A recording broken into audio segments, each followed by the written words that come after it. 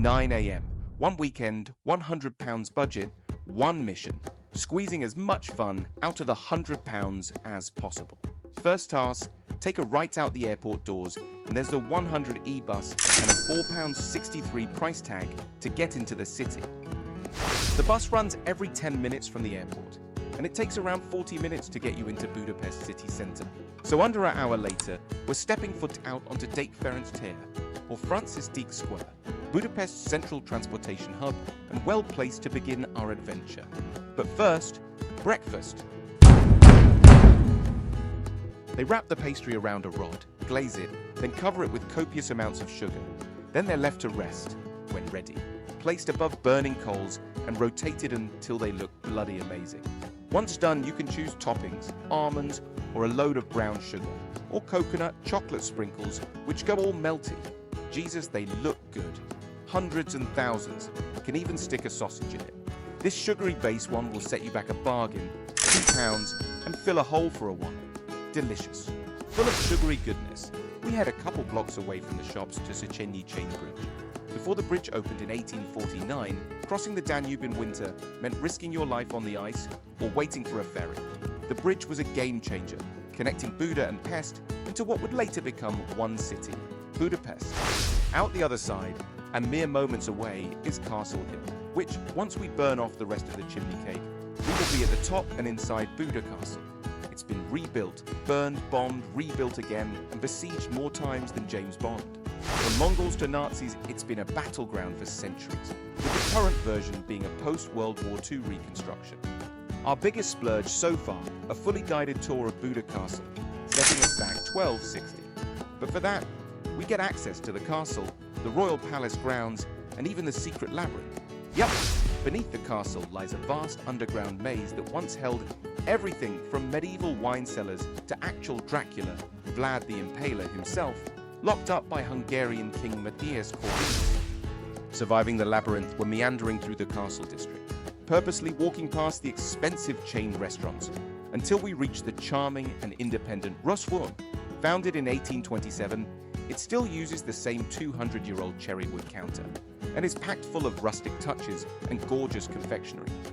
Reasonably priced too, so we grab an apple strudel and a bottle of water for a combined cost of £3.62. You could spend all day wandering in between the architectural splendor of the castle district, but we're going to make our way back down to the Danube, as we've got a boat to catch. Welcome aboard our grand voyage down the Danube, a journey of breathtaking views, questionable financial decisions, and most importantly, unlimited Prosecco. Yes, this luxurious excursion has set us back a staggering £21, a record-breaking blow to our dwindling budget.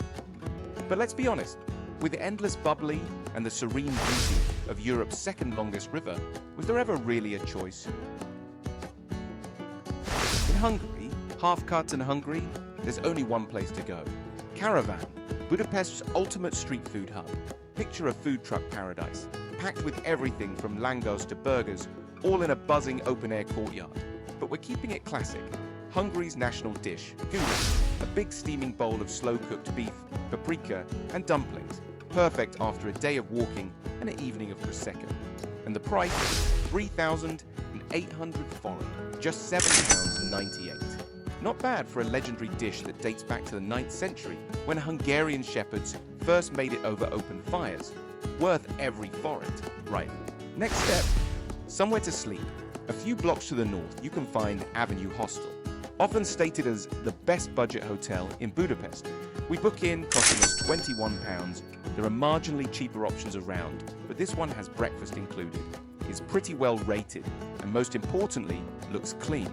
So full of goulash and Prosecco, we freshen up and close the curtains on day one, with only £27.17 left. Tomorrow will be a challenge.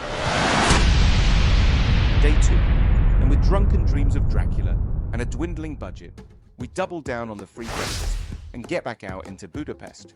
Just down the road from our hotel, we're heading straight into St. Stephen's Basilica, the most important church in Hungary, named after Hungary's first king, and the guy who converted the nation to Christianity.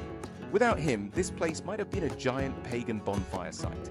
Inside the basilica is St. Stephen's actual right hand, No joke, they cut it off him after he died, and it's been chilling in a fancy glass case ever since. Every August 20th, they even parade it around the city. No idea why. Both the Basilica and Hungarian Parliament are exactly 96 meters tall, because Hungary loves symbolism, and 96 represents 896 AD, the year the Magyars founded Hungary. Nothing in Budapest is allowed to be taller than these two buildings. And if you can handle over 360 spiral steps, the terrace offers a killer panoramic view of Budapest. So for £6.71, you get VIP church access, a panoramic view, and looked at a man's hand in a box. Bargain. With the day steps firmly in the bag, we arrive at the Central Market Hall, Hungary's biggest and oldest market. Designed by Samu Peks, its roof is covered in the same fancy ceramic tiles as Buda Castle. Because why not? In the basement, a completely off-limits nuclear bunker. On the ground floor, fresh produce, paprika and tourist bait for the easily distracted, a fruit magnet. And upstairs, once an illegal drinking den, so notorious in the 1950s that the government banned public drinking here for decades. Now the rule is relaxed, so we grab a mini bottle of Tokaji wine for £5. Hungary's famous sweet golden wine, so legendary that Louis XIV called it the wine of kings.